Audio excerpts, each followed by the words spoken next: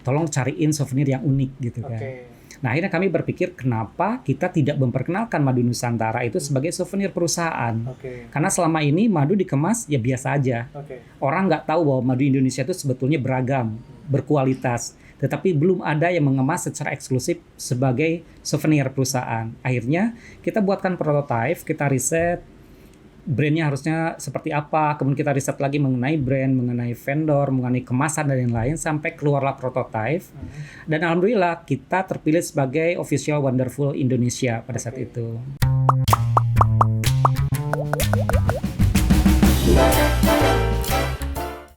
Halo sahabat ekspor, balik lagi bersama saya Bayu dalam podcast Dialog Rabu hari ini. Saya bertemu dengan Kang Henry. Kang Henry ini banting setir dari awalnya pekerja kantoran, kemudian menjadi event organizer, kemudian ada peluang lagi nih, sekarang menggeluti usaha budidaya madu. Tapi budidaya madunya tidak main-main karena sudah ekspor ke berbagai negara seperti Dubai, Thailand, dan Korea Selatan. Mau tahu bagaimana Kang Henry merintis usaha ini? Langsung aja kita tanya ya. Kang Henry, apa kabar? Alhamdulillah baik. Nah, Kang Henry, penasaran nih Kang Henry. Dari 2018, Kang Henry merintis usaha budidaya madu. Itu awalnya gimana Pak Kang Henry ceritanya? Ya. Jadi tahun 2018 ini kami kan masih keluarga kecil waktu itu ya, baru menikah, baru punya anak 6 bulan. Dan kami berpikir kalau misalkan kami harus kerja, itu akan banyak waktu di luar. Akhirnya kami memutuskan, saatnya kita resign. Jadi saya dan istri saya, kami couplepreneur, kami memutuskan untuk resign dua-duanya. Dan memutuskan untuk berwirausaha. Oh, jadi berdua ya sama istri berdua, ya? Berdua, ya. Jadi sebetulnya ini kayak konsep bunuh diri, mungkin kalau orang bilang ya, berani-beraninya punya anak kecil, tetapi memutuskan resign dengan kondisi perusahaan sebelumnya juga sudah mapan gitu. Tetapi kami berpikir keluarga jauh lebih bermakna gitu ya, dekat dengan keluarga. Dan akhirnya kami fokus pada saat itu membuat event organizer. Jadi fokus kami adalah handle MICE atau Family Gathering, Corporate Gathering, perusahaan-perusahaan, perusahaan swasta, perusahaan asing, termasuk kementerian gitu. Nah, kan waktu menghandle event organizer ini kan sempat cerita juga Kang Henry, ada ininya lah, roller coasternya lah, naik turunnya lah. Nah, pada saat turun itu gimana Kang Henry? Pada saat kapan itu Pak Kang Henry usaha event organizernya? Jadi sebetulnya event organizer ini sebetulnya memiliki potensi yang besar gitu ya. Tetapi memang pada saat pandemi, pada saat pandemi kan semua kegiatan terbatas gitu ya, aktivitas dan lain-lain. Itulah yang akhirnya kami harus berpikir ulang, shifting usaha. Tapi alhamdulillahnya sebelum itu kejadian, tahun 2019 kami sudah punya usaha lain yang awalnya memang adanya permintaan dari klien corporate kami, klien dari IO, tolong cariin souvenir yang unik gitu kan. Nah akhirnya kami berpikir kenapa kita tidak memperkenalkan madu Nusantara itu sebagai souvenir perusahaan. Karena selama ini madu dikemas ya biasa aja. Orang nggak tahu bahwa madu Indonesia itu sebetulnya beragam, berkualitas. Tetapi belum ada yang mengemas secara eksklusif sebagai souvenir perusahaan. Akhirnya kita buatkan prototipe, kita riset brandnya harusnya seperti apa, kemudian kita riset lagi mengenai brand, mengenai vendor, mengenai kemasan dan lain-lain sampai keluarlah prototipe. Dan alhamdulillah kita terpilih sebagai official Wonderful Indonesia pada saat itu, souvenir ya. Berarti waktu itu dengan Kementerian Pariwisata. Kementerian Pariwisata Ekonomi Kreatif. Nah, tahun 2019. Dari sana memang kita perjalanan usaha madu ini lebih banyak kepada B2B. Kita terlalu confidence dengan B2B, terlalu nyaman sebagai goodie bag, sebagai souvenir dan lain-lain. Karena konsepnya kita co-branding. Jadi madu ini, ambil contoh ya. Ini konsepnya kita kemas eksklusif dan ini bisa co-branding. Ini salah satu dengan logo-logo perusahaan atau logo kementerian seperti ini. Dan ini sudah termasuk dengan sendok kayu juga. Tetapi ternyata pada tahun 2020 pada saat pandemi, semua kegiatan korporasi, kegiatan berkumpul itu kan dibatasin. Akhirnya 2020 bulan Maret, April, Mei kita sempat down. Kenapa? Karena semua orderan sampai akhir tahun 2020 di cancel. Sedangkan pada saat itu kami sudah memiliki stok produksi yang kita alokasikan untuk sampai akhir tahun. Kemudian kita juga sudah bayar beberapa vendor dan lain-lain. Dan kita juga pada saat itu kita nggak bisa menagih ke vendor karena mereka juga terdampak. Akhirnya kita berpikir, oke, kita nggak bisa seperti ini, kita harus shifting mau nggak mau. Jadi dari sanalah kita mulai shifting masuk ke pasar retail. Yang dulu awalnya kita tuh berpikir itu tuh males banget gitu. Nah Pak, pas waktu shifting itu ini sempat ini dulu nggak sih? Apa berdoa dulu gitu kan, biar nggak salah mengambil keputusan atau misalkan tahajud dulu apa gimana gitu? Nah, betul. Jadi kan kita juga ini ya ngobrol dengan istri gitu dan co-founder. Ini gimana ya maksud, tapi kondisinya kalau kita shifting ke market retail, kita harus siap mental, siap juga dengan waktu yang akan terus kita fokus untuk ke market retail karena kita juga kan belum ada pengalaman. Pertama kita harus buka e-commerce toko, kemudian kita harus ngerapihin semua serba digital ya. Tetapi memang berkat doa, kita juga terus berdoa ya, karena apapun itulah kalau diiringan doa, insya Allah semua akan berjalan lebih berkah. Nah dari perjalanan itulah akhirnya kita memutuskan, oke, kita coba masuk ke market retail, kita coba buka di e-commerce, kita kemudian coba publish di status-status kita, dan kita create satu produk yang memang menurut kami pada saat itu match untuk kondisi pandemi, yaitu Itoksani, madu dengan lemon, jahe merah, dan kayu manis. Oke, berarti dari awal tuh udah launching ya si produk madu Itoks itu ya? Launching setelah hampir 2 bulan pandemi ya. Karena kita berpikir untuk masuk ke pasar retail harus ada produk yang match gitu, yang match dengan market retail. Nah, karena sama ini Pak, tapi saya penasaran nih Pak, sebelum jauh ya, saya penasaran nih, mungkin sahabat ekspor juga penasaran, kenapa sih Pak memilih madu dari sekian banyak ya? Kenapa memilih madu gitu loh Pak?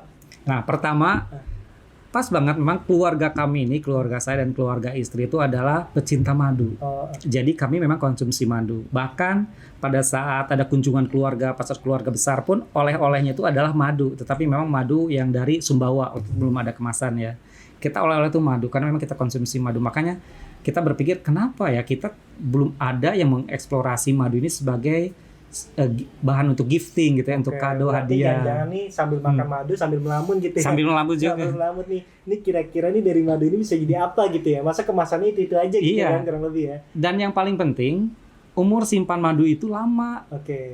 Itu kan bisa sampai 5 tahun bahkan nggak ada umur simpan, masuk kuatnya selama penyimpanannya baik gitu ya. Dan kita berpikir kalau toh pun misalkan nanti usaha kita nggak berjalan, ya udah kita konsumsi sendiri aja gitu. Yang penting bisa dimakan ya. Iya betul. Nah ngomongin madu Pak, berarti kan madu ini berdiri di tahun 2018 gitu ya? 2019. Waktu itu namanya Imago Rawhani. Ya. Nah boleh cerita sedikit nggak Pak? Awal-awal tuh gimana sih gitu sih Pak?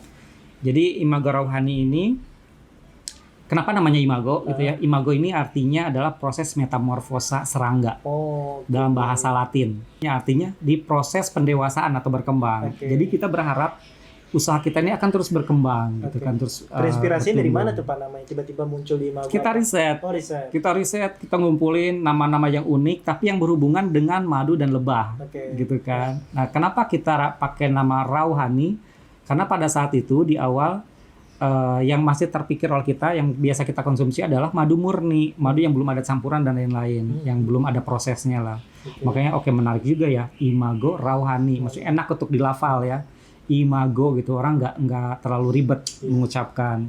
Akhirnya kita putuskan lah itu, ya kita riset, kemudian kita juga cari kemasan yang unik seperti itu. Berarti 2019 launching gitu ya? 2019 launching di bulan Maret tanggal 28. Nah itu awal udah memang orientasi ekspor atau memang jualnya ke domestik dulu, ke lokal dulu Pak? Belum, jadi kita belum terpikir ekspor pada saat itu. Kita belum mengerti banget lah, jadi pada saat itu kita lebih fokusnya sebagai merchandise saja. Ini, madu ini memang kita khususkan untuk merchandise dan untuk korporasi.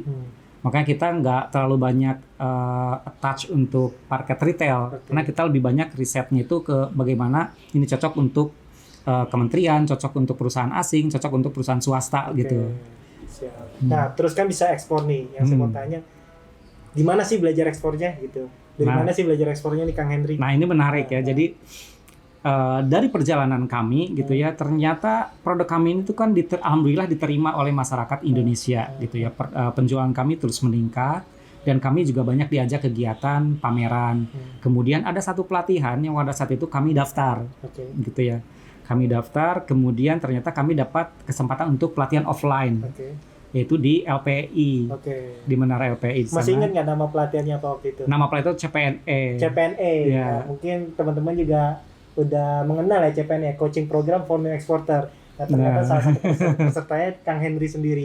Boleh cerita nggak Kang Henry? Iya. Gimana rasanya? Jadi itu bener-bener ngebuka mindset saya banget gitu ya, yang awalnya saya tuh nggak paham apa itu ekspor, kemudian yang kami tahu itu kan ekspor itu ribet gitu ya. Dan memang sebelumnya itu ada permintaan, ini mau nggak dicoba untuk dipasarkan keluar gitu kan. Cuman kan karena kita juga belum terlalu paham, akhirnya kita menutup kesempatan itu. Nah pada saat ada pelatihan CPNE, kemudian kita ada pelatihan selama 2 hari gitu ya. Dan dari pelatihan itulah akhirnya, oh ternyata ekspor itu nggak seribet yang saya bayangkan gitu. Kita juga dapat pendampingan konsultasi. Jadi kalau misalkan, Pak, ini misalkan sih ada buyers ini gitu ya. Terus apa sih yang harus saya siapkan? Apa yang harus saya tanyakan lebih detailnya? Karena kan memang cukup krusial terutama masalah kontrak gitu. Nah sampai sekarang pun hebatnya gitu tim LP itu masih mendampingin. Jadi meskipun saya udah lulus CPNE gitu ya udah banyak, tapi kalau misalnya saya mau konsul kayak kemarin kita, Pak saya ada permintaan kontrak nih dari negara ini, boleh dibantu nggak untuk apa aja yang harus saya review nih, harus saya tekankan ke si Berarti masih ada buyers. komunikasi dengan alumni gitu ya? Masih, jadi Istilahnya. dengan para mentor, kemudian dari tim LPI-nya sendiri gitu. Oke. Dan itu benar-benar ngebuka cakrawala kami, bagaimana kami bisa masuk ke pasar ekspor, dan itu membuat kami jatuhnya tuh lebih confidence Oke, gitu. nah menarik kan CPNE itu sahabat ekspor. Nah, saya mau tanya-tanya lagi nih, dampak yang dirasakan setelah mengikuti CPNE itu apa Pak? Apa aja nih Pak? Iya. Ke bisnisnya Pak Kang Henry ini? Yang pertama karena memang kami akhirnya kan jadi paham bagaimana proses ekspor, kemudian bagaimana apa yang harus kita siapkan baik dari sisi dokumen, dari sisi perizinan, termasuk dari produknya itu sendiri. Oke. Nah akhirnya dari sanalah kami mulai berbenah gitu. Oh oke, ternyata produk untuk masuk ekspor itu kan minimum harus 1 tahun gitu ya untuk beberapa negara. Sedangkan waktu itu kita ada satu produk yang diminati tapi umur simpannya masih pendek gitu. Dan akhirnya itu memacu kami juga untuk kami berkolaborasi dengan instansi lain. Akhirnya kami dapat pendampingan juga nih dari BRIN untuk riset produk. Tolong ini agar bisa produk ini 1 tahun di suhu ruang seperti itu. Nah dari kolaborasi dengan BRIN, akhirnya kami juga dapat satu produk inovasi gitu ya, yang dari dibantu riset, meskipun tanpa bahan pengawet, tanpa gula tambahan, tanpa bahan kimia, tetapi bisa 1 tahun di suhu ruang. Dan itulah yang menjadi confidence kami lebih meningkat lagi untuk masuk ke pasar ekspor. Sehingga kemarin kami mendapatkan kesempatan beberapa kali pameran, salah satunya yang diinisiasi oleh LPI ya pada saat G20. Ya kami mendapat kesempatan bertemu dengan calon buyers. Kami udah lebih confidence karena dari sisi produk kami sudah siap. Dari product knowledge juga kami sudah cukup paham gitu ya. Untuk detailnya kan kadang kami bisa tetap konsultasi ke mereka gitu. Nah, kalau saya lihat kan memang Kang Henry ini sangat cermat gitu ya, melihat potensi gitu, apalagi dengan fasilitas yang diberikan oleh pemerintah. Nah, sudah sampai saat ini sudah berapa produk nih yang sudah dihasilkan dari Kang Henry sendiri? Iya. Kalau untuk produk kita sebetulnya secara kategori ada 3 ya. Ada produk madu murni, kemudian ada madu rempah yaitu itoksani, dan satu lagi granola. Granola ini juga salah satu produk inovasi kita di mana sereal jagungnya itu kita coating dengan madu. Gitu. Oh ini granola ya nih Kang ya? Ya, jadi konsepnya seperti ini. Ini cemilan sehat. Jadi kadang orang kan pengen nyemil tapi sehat gitu. Nah, ini saya lihat. Boleh dicoba, sekalian coba aja. Oke, nih sahabat ekspor, ini salah satu turunan produknya ya dari. Jadi nggak cuma madu aja, tapi juga ada yang kemasan granolanya gitu. Nah ini biasanya dipakainya buat apa nih Kang? Langsung dimakan atau pakai sereal atau gimana Kang? Ini cocok langsung dimakan. Jadi nggak perlu lagi pakai susu atau yogurt. Jadi cocok banget nih buat sahabat ekspor yang suka dengan makanan sehat gitu ya, bisa nyobain ini granola dari Magohani gitu ya. Nah Kang, tapi kalau ini diekspor atau gimana Kang? Untuk ini kita saat ini sedang penjajakan dengan buyers dari Qatar. Jadi pada saat kami sales mission ke Qatar, ternyata salah satu produk, 3 produk yang kami punya ini mereka cocok gitu. Yang pertama ini mereka tertarik dengan granola karena menurut mereka ini rasanya beda dengan granola yang ada di pasaran. Nah sekarang ini kita sedang proses R&D lagi karena ini memang umur simpannya sekarang masih 9 bulan. Jadi kita sedang riset lagi dengan tim periset kami agar bisa minimum 1 tahun gitu untuk ini. Ini PR-nya masih ada PR, ternyata permintaan sudah ada gitu ya. Kalau untuk yang si Itox dan si madu dan tadi ini ya sempat dibahas ya. Ya, ini juga permintaannya ini untuk pasar Thailand. Okay. Kemudian untuk pasar Saudi Arabia. Gitu. Ini saat ini kita sedang proses untuk masuk ke pasar sana. Nah, Kang, setiap produk ini kan otomatis ada keunikannya ya masing-masing ya. Nah, kira-kira kalau granola ini tadi udah disebutkan bahwa memang biji-bijinya ini dan serealnya ini ya itu ada campuran dari madunya. Nah, kalau tadi yang Itox ini apa sih keunikannya, Kang? Kelebihannya apa sih? Ya. Mungkin sahabat ekspor mau tahu. Keunikan dari si Itoxan ini adalah madu murni ya, madu imago dengan lemon segar. Jadi lemonnya segar, kemudian jahe merah segar dan kayu manis. Yang kita blend, kita jadikan satu, kemudian untuk yang ekspor kadar airnya kita turunkan. Kenapa kita turunkan kadar airnya? Untuk meningkatkan umur simpan. Gitu dengan satu teknologi yang dikembangkan oleh periset BRIN bersama dengan Imago. Dan ini ternyata pada saat kita kemarin bawa ke Qatar, ke Dubai, termasuk ke Brunei Darussalam, ini menjadi bestseller. Mereka suka. Kenapa? Karena ternyata karakter orang-orang Timur Tengah itu kan suka dengan rempah ya. Madu sudah jelas mereka suka. Ditambah lagi dengan rempah. Jadi buat mereka, ini udah gak perlu lagi capek-capek chopper atau apa gitu ya. Udah sekali kunyah udah tinggal kan? Sekali bisa dimakan langsung, bisa diseduh dengan air hangat atau air dingin seperti ini. Ini tuh Itox. Ini tuh Itox. Jadi kenapa ada granol-granolnya itu adalah kulit lemon. Jadi kita dengan kulit lemonnya kita masukkan. Kenapa kita masukkan? Karena kandungan antioksidannya itu tinggi di kulitnya. Menarik sekali. Gitu. Nah, ini kandungan antioksidannya udah tinggi. Penasaran aja, ini bahan bakunya ini dari mana? Dari luar apa dari lokal nih? Nah, kita saat ini semua hampir sebagian besar adalah dari lokal. Madunya, kemudian jahenya, tetapi lemonnya saat ini kita sedang transisi dari lemon impor ke lemon lokal. Jadi saat ini kita sudah menemukan ternyata ada lemon lokal yang bisa menggantikan lemon impor. Gitu. Nah, benar berarti ya kalau kata Mbak Google mungkin ya. Katanya kan UMKM itu punya peran penting untuk perekonomian nasional. Enggak cuma perekonomiannya aja, ternyata salah satu contohnya ini Imago Honey juga turut ya saya bilang memberdayakan masyarakat lokal ya. Berarti kan dengan ada satu madu ini kan, kayak bahan bakunya tadi rempah-rempahnya, kemudian juga apa madunya juga turut memberikan kesejahteraan dengan kepada masyarakat gitu ya Kang ya. Menarik sekali Kang. Nah, selanjutnya nih Kang, saya mau tanya, pertama kali ekspor perdana tuh kemana Kang Hendri dan tahun berapa? Kita ekspor perdana itu tahun 2021 itu ke Amerika. Amerika, tapi itu memang masih Amerika mana nih? Serikat? Amerika Serikat. Ya, Amerika Serikat itu dibawa oleh diaspora. Jadi pada saat itu memang dibawa untuk pameran, tapi dia yang bawa sendiri dari Indonesia. Karena dia melihat ini produknya kayaknya cocok untuk di sana. Ketemunya di mana tuh Kang? Pameran kah atau ketemu langsung datang ke sini mungkin ya? Jadi ketemunya juga unik. Karena waktu itu kita lagi ada live di IG. Waktu itu ada terkait tentang produk UMKM gitu ya. Kemudian saya melihat ini kayaknya tinggalnya di Amerika gitu kan. Karena dia pakai berbahasa Inggris dan lain-lain di chat-chatnya itu. Saya chat, saya perkenalkan diri, padahal itu member juga yang viewers juga gitu sebetulnya. Kemudian akhirnya kita tukeran dan ternyata dia ada diaspora yang memang sudah lama tinggal di sana. Kemudian akhirnya, saya juga tinggal di Indonesia, jadi pas dia datang ke Indonesia, dia bawa itu satu koper untuk dia perkenalkan di market sana gitu. Tetapi memang pada saat itu karena masih keterbatasan umur simpannya, jadi kita belum banyak gitu ya, karena kita belum bisa masuk ke pasar retailnya. Menarik. Gitu. Ya itulah yang dibilang orang rezeki nggak kemana ya, dia pun bisa ketemu cuan. Iya gitu ternyata. Ya. Keren sekali, keren. Nah, selanjutnya nih Kang Hendri, setelah ekspor ke Amerika Serikat, habis itu ekspor kemana lagi nih Kang? Jadi untuk saat ini yang sedang kita proses ini adalah dengan Korea Selatan. Ini unik dengan Korea Selatan ini karena mereka memang satu visi dan misi dengan kami. Yang pertama mereka memang ngambil kelasnya itu premium. Jadi mereka meminta kemasan yang kita provide pun harus yang premium. Yaitu kemasan dengan konsep kayu gitu. Jadi ternyata saya baru tahu untuk market Korea dan Jepang itu mereka lebih prepare kayu. Menurut mereka tuh jauh lebih mewah. Gitu. Nah, yang kedua, jenis madunya pun yang dipilih ada jenis madu tertentu. Gitu. Ini belum boleh saya spill ya, gitu.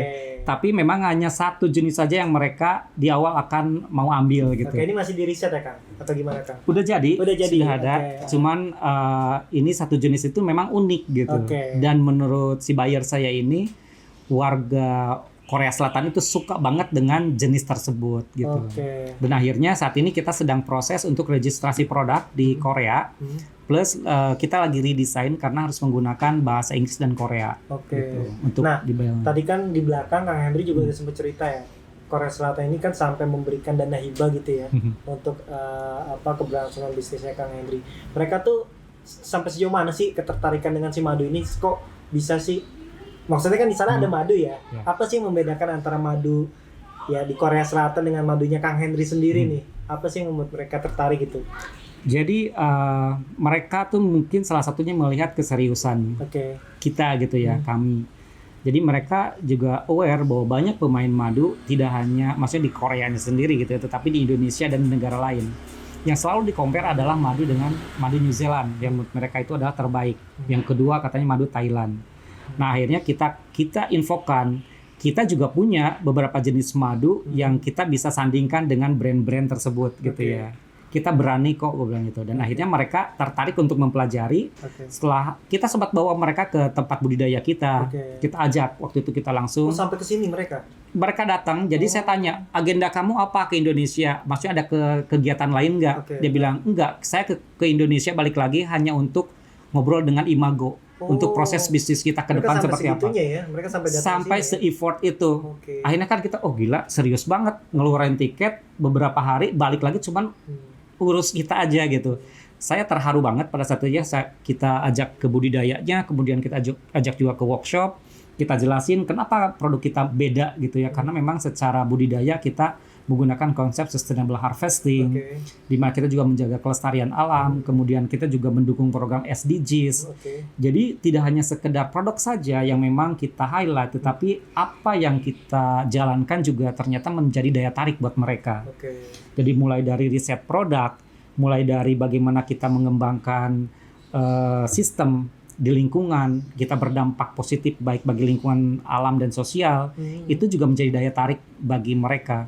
Dan akhirnya pada saat kami juga bertemu dengan salah satu startup Korea, di mana mereka akan menyediakan satu smart farming, satu mesin, satu alat smart farming, dan ini akan menjadi yang pertama di Indonesia. Oh gitu. Itu kapan tuh kira-kira realisasinya? Jadi saat ini kita sedang mencari lokasinya, kita sudah menemukan kandidat, yaitu di salah satu kebun raya gitu ya. Lokasinya menarik, karena tempatnya tuh memang kita perlu tempat yang agak terpencil, jauh dari keramaian gitu ya. Tapi banyak nektarnya, bak pohon-pohonannya. Jadi kebun raya ini cocok.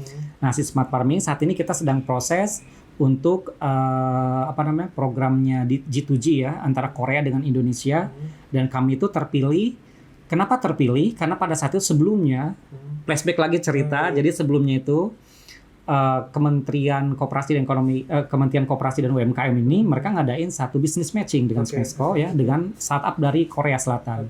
Waktu itu ya berupa smart farming. Pada saat diundang saya melihat, oh ini informasi baru nih gitu kan. Tetapi kami waktu itu kami juga mengundang beberapa teman-teman yang bermain di madu ya, tetapi pada saat hari H mereka nggak datang. Jadi hanya saya saja. Ya udah, saya pikir waktu itu ini kan informasi baru. Jadi ternyata pada saat itu memang mereka menginformasikan produk baru, itu teknologi yang bisa digunakan di sini. Dan setelah ngobrol-ngobrol mereka juga datang ke workshop. Kemudian beberapa bulan kemudian mereka info ternyata mesinnya ini akan dihibahkan gitu. Kan rezeki banget ya. Jadi di awal kita hanya ya sebatas mendapatkan informasi saja, ternyata mungkin karena melihat keseriusan akhirnya menjadi akan dihibahkan ke kami. Gitu. Nah sampai sejauh itu ya Korea Selatan ya. Dan saya ingin mungkin pertanyaan terakhir kali ya Kang Henry ya. Kan Kang Henry kan belajar ekspor nih. Kira-kira sampai bisa sejauh ini nih, menurut Kang Henry gimana nih rasanya pada saat itu kalau misalkan nggak belajar ekspor ya? Iya. Jadi Mungkin kalau saya misalkan tidak ikut pelatihan CPNE ya, saya akan berkutat di dalam negeri saja. Saya akan lebih fokus di domestik saja yang sometimes up and down. Apalagi untuk penjualan retail sekarang juga udah mulai turun. Nah, dengan adanya pelatihan CPNE yang kemarin kami ikuti, akhirnya kan kami terbuka nih wawasan. Kami mulai confidence masuk ke pasar luar dan ternyata potensinya juga sangat besar gitu. Dan dari sinilah kami juga mendapat banyak kesempatan. Jadi tidak hanya sebatas transaksi jual beli sebetulnya, tetapi juga kami pernah diundang menjadi sebagai narasumber waktu itu di Laos. Nah, Kang Hendry, terima kasih banyak nih atas sharing-sharingnya. Tapi sahabat ekspor, jangan khawatir karena setelah ini masih ada part selanjutnya yang kita akan ngebahas. Kang Hendry juga akan sharing bagaimana Imago ini turut memberikan kontribusi dari sisi non bisnis. Kita nanti akan bicara soal developmental impact, Pak, terkait dengan kemitraan dengan para petani, kemudian apa saja sih manfaat yang dirasakan oleh masyarakat dengan kehadiran Imago, dan mungkin nanti bicara lebih banyak soal riset dan pengembangan si madu ini ke depan gitu ya, Kang Hendry. Terima kasih ya Kang Hendry atas waktunya. Mungkin sahabat ekspor yang menonton pada sesi kali ini bisa mendapatkan banyak manfaat. Demikian mungkin dari kami berdua. Sampai jumpa di part kedua. Terima kasih sahabat ekspor, dadah.